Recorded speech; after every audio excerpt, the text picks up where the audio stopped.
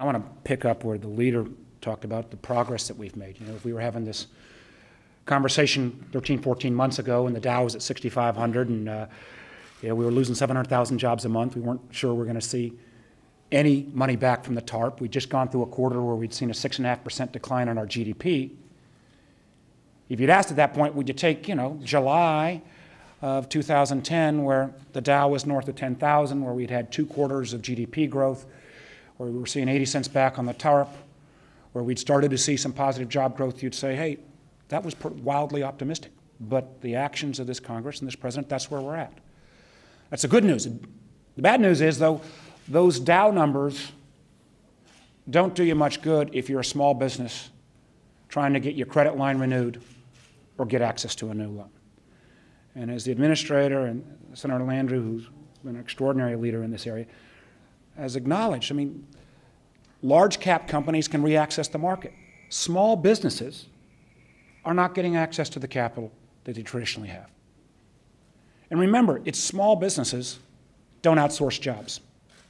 Small businesses don't take advantage of tax breaks that have offshore tax havens. Small businesses didn't utilize some of the financial instruments that got themselves over-leveraged that created the financial crisis in the first place. What small businesses do, though, as everybody has mentioned, is they hire folks.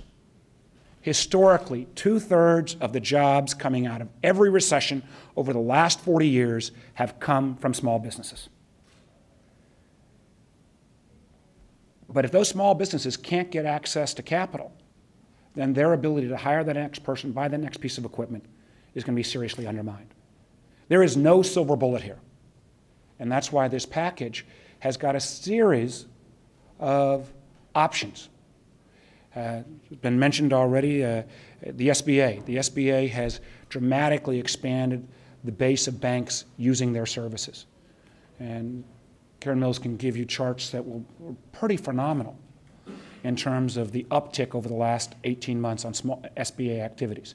And I should add, as somebody who had some concern about SBA early on about the administrative bureaucracy, they have streamlined a lot of their procedures. Senator Landrieu has led an effort on making sure that there are appropriate tax breaks, accelerated depreciation, other tax tools that small businesses can use to make sure that in this challenged environment, they can they've got a tax code that supports hiring of new folks. And then the third piece of this is, how do we access capital? And remember, you'll hear banks say, we're willing to do loans. The fact is, a lot of small businesses, their balance sheets aren't as healthy today as they were 2 years ago. Their cash flow, their real estate collateral may be down. What we're saying is, we've already lost millions of small businesses through this recession. We're now kind of getting into the muscle of small businesses that normally don't fail in a recession. And if these businesses don't get this extra access to capital, then the failure rate, I think, will continue to increase, and we won't see the kind of healthy recovery we need. So the third portion of this legislation takes proven efforts. One initiative that the Treasury Department drafted would offer, particularly small and community-based banks, lower